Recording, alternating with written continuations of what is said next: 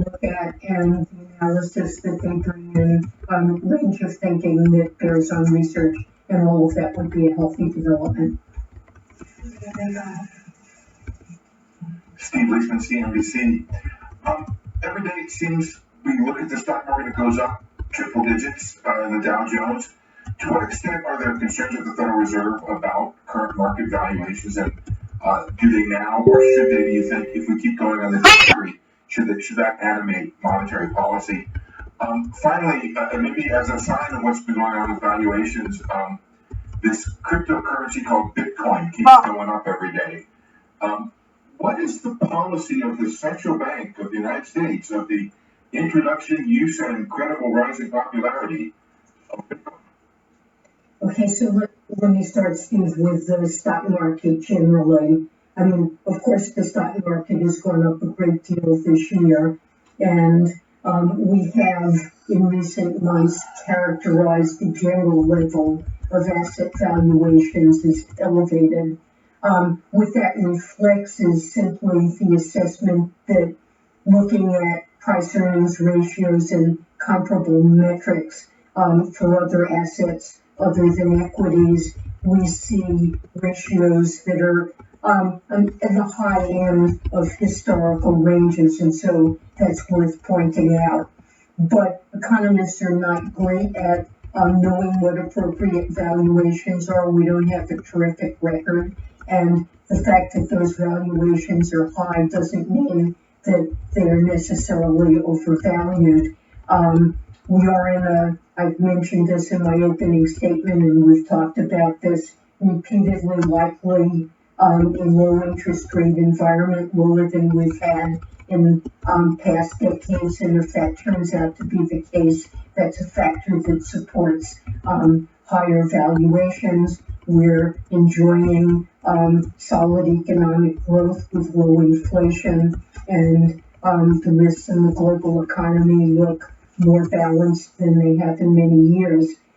So I think what we need to and are trying to think through is if there were an adjustment in asset valuations of the stock market, what impact would that have on the economy, and would it provoke financial stability concerns? And I think when we look at other indicators of financial stability risks, there's nothing flashing red there, or possibly even orange. We have a much more resilient, stronger banking system, and we're not seeing some worrisome buildup in leverage or credit growth at excessive levels.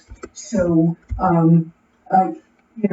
this is something that the FOMC pays attention to, but if you ask me, is this a significant factor shaping monetary policy now? Well, it's on the list of risks. It's not a major factor. And then you asked about Bitcoin, and there I would simply say that Bitcoin at this time plays a very small role in the payment system. It is not a stable source of store of value, and it doesn't constitute legal tender.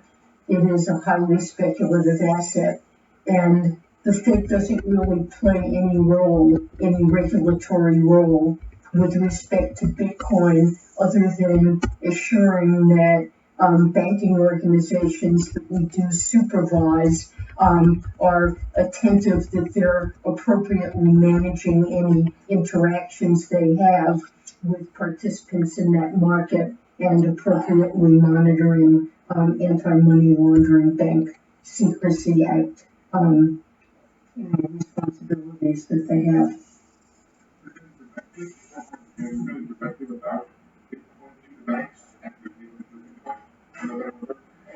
I don't believe there's been anything specific about that. Just generally, banks have Bank Secrecy Act, anti-money laundering responsibilities, and this applies to Bitcoin as it does in every other realm.